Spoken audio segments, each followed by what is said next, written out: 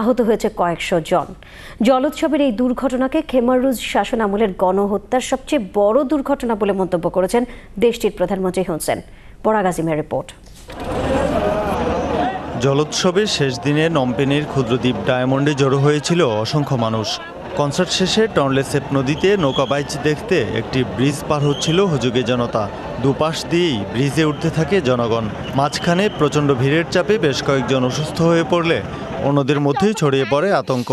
হুড়োহুড়ি করতে গিয়ে পায়ের নিচে চাপা পড়ে ও ব্রিজের পাশ দিয়ে নদীতে পড়ে হতাহতের ঘটনা ঘটে।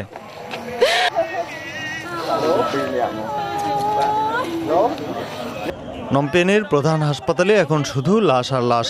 আহতদের চিকিৎসা দিতে হিমশিম খাচ্ছেন কর্তৃপক্ষ। অনেককে খোলা জায়গায় রেখেই চিকিৎসা দেওয়া হচ্ছে। কম্বোডিয়ায় বর্ষা মৌসুমের শেষের এই উৎসবের দুর্ঘটনা তদন্তের নির্দেশ দিয়েছেন প্রধানমন্ত্রী হুন সেন। ঘোষণা করা হয়েছে একদিনের রাষ্ট্রীয় শোক। সরকারি সব অফিসে জাতীয় পতাকা অর্ধনমিত রাখারও নির্দেশ দেওয়া হয়েছে। 3 দিনের এই উৎসবে 20 লাখেরও বেশি মানুষের সমাগম ঘটেছিল বলে জানিয়েছে কর্তৃপক্ষ। পরাগ আজিম, চ্যানেল আই। সংবাদের পর্যায়ে নিয়ে নিচ্ছে স্টার্ন ব্যাংক বিরতি, আর বিরতির পর অন্যান্য সংবাদের সাথে জানিয়ে ফিরছি। পেশি শক্তির দাপট ঠেকাতে অনলাইন টেন্ডারিংয়ে যাচ্ছে সরকার। স্বচ্ছতা ও জবাবদিহিতার জন্য ক্রয় বিধিমালা মেনে চলার তাগিদ।